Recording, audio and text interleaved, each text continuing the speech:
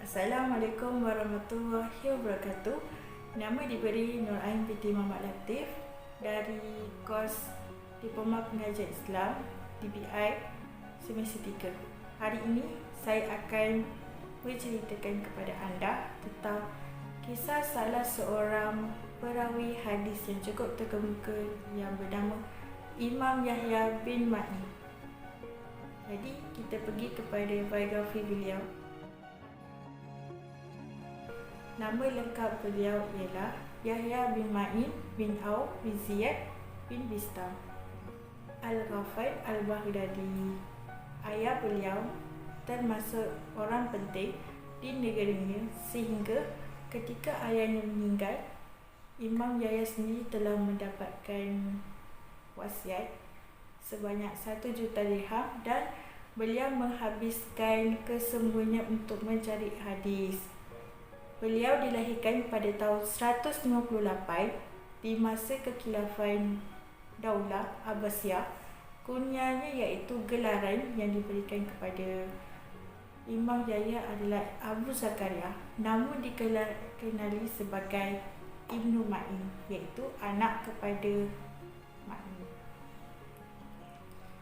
Jadi beliau wafat pada bulan Zulhijjah tahun 233 Hijrah di Madinah ketika sedang melaksanakan ibadah haji dan dikebumikan di perkuburan Al-Baqi.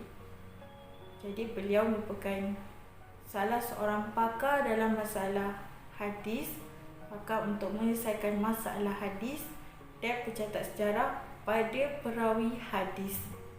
Senang cerita digelar sebagai muhaddis. Baiklah, kita pergi kepada tajuk seterusnya iaitu perjalanan ilmu Imam Yahya. Untuk pengetahuan anda semua, Imam Yahya bin Ma'in adalah seorang ulama terbesar dalam bidang hadis.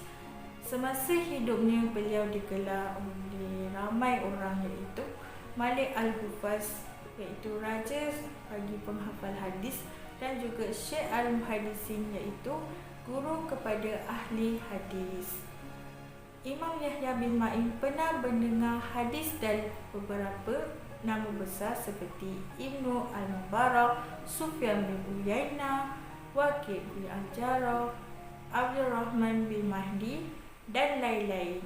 Adapun beberapa nama besar yang pernah mendengar hadis dari beliau adalah Imam Ahmad bin Hanbal, Imam Muslim, Imam Bukhari, Abu Dawud, Abu Hatim Al-Razi, Utsman bin Sa'id Al-Darimi, Abu Ya'la Al-Mushiri dan lain-lain lagi. Baiklah, Ali bin Al-Madini pernah berkata bahawa ilmu hadis pada masa itu seluruhnya kepada seorang Imam Yahya bin Ma'in. Muhammad Ibn Nasir juga pernah berkata bahawa Imam Yahya bin Ma'in mengakui bahawa beliau seringkali menulis satu hadis itu secara berulang-ulang. Kerana dalam tempat yang lain, Imam Yahya bin Ma'in telah mengajarkan bahawa syarat untuk sebuah hadis terhafal kuat di dalam ingatan adalah dengan menulisnya sebanyak 50 kali. Kedalaman pengetahuan hadis seorang Imam Yahya bin Ma'in telah diakui oleh banyak ulama. Imam Ahmad bin Hanbal bahkan menggambarkan bahawa seandainya sebuah hadis yang tidak dikenali oleh Imam Yahya sendiri, maka patut diragukan sama ada itu merupakan hadis yang betul ataupun tidak. Jadi, Imam Yahya mempunyai kepribadian yang cukup teliti sesuai dengan dunia keilmuan hadis yang sangat menuntut ketelitian. Beliau memiliki prinsip apabila menulis maka rujuklah pada banyak sumber, dan apabila kamu menyampaikan nanti maka telitilah. Jadi kerana sangat gemar dan giat mencatat hadis, Imam Yahya bin Ma'in sendiri telah meninggal dunia dan memiliki 114 khimmat, iaitu keranjang dari anyaman rotan yang penuh dengan kitab, Jadi kita dapat tengok bahawa Imam Yahya ni merupakan seorang yang suka menulis hadis dan juga menghafalnya, cukup teliti. Antara kitab Imam Yahya yang terkemuka adalah At-Tarikh wa Al-Hal dan Ma'rifah Ar-Rijal. Kita pergi kepada tajuk Guru Imam Yahya. Imam Yahya mempunyai ramai guru sehingga guru beliau sangat ramai dan dari berbagai negeri. Di antara guru beliau ialah yang pertama Ismail bin Ayyash, yang kedua Abbad bin Abbad, yang ketiga Sufyan bin Uyainah, yang keempat Gundar, yang kelima Hatim bin Ismail, yang keenam Hafs bin Giyas, yang ketujuh Jarir bin Abdi Hamid, yang ke-8 Abdul Razak, yang ke-9 Marwan bin Muawiyah, nama yang cukup kita kenali, yang ke-10 Hisham bin Yusuf, yang ke-11 Isa bin Yunus, yang ke-12 Waqi', yang ke-13 Yahya Al-Qattan, yang ke-14 Abdul Rahman bin Mahdi, dan banyak lagi ulama dari negeri Iraq, Hijaz, Al-Jazirah, Syam dan Mesir yang Imam Yahya pernah berguru bersamanya. Baiklah, kita akan ke tajuk seterusnya, iaitu nama murid Imam Yahya.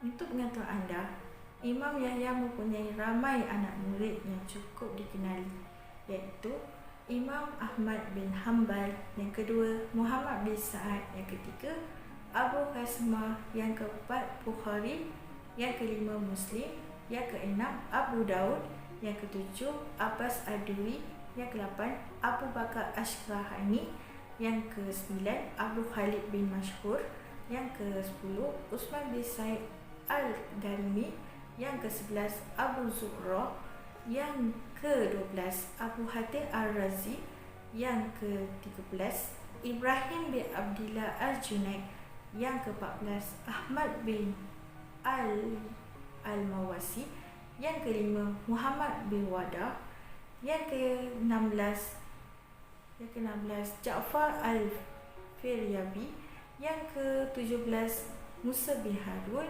dan juga yang ke-18 Abu Ya'la Al-Mushili. Dan sedar tak sedar kita sudah hampir ke penghujungnya, iaitu kita akan pergi ke tajuk pujian ulama kepada Imam Yahya bin Ma'in.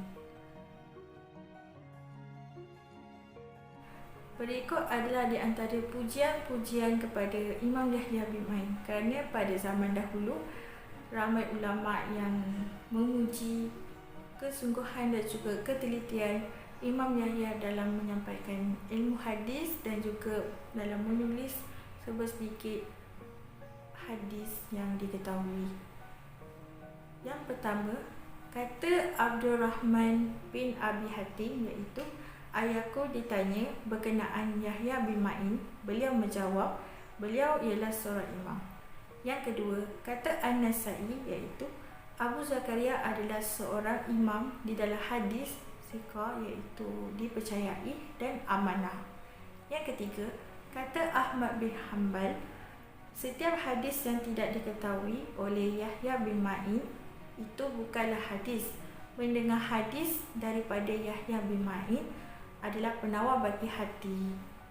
Yang keempat, iaitu kata Ahmad bin Uqbah, iaitu aku telah bertanya kepada Yahya bin Ma'in, berapa buah hadis yang telah kamu tulis?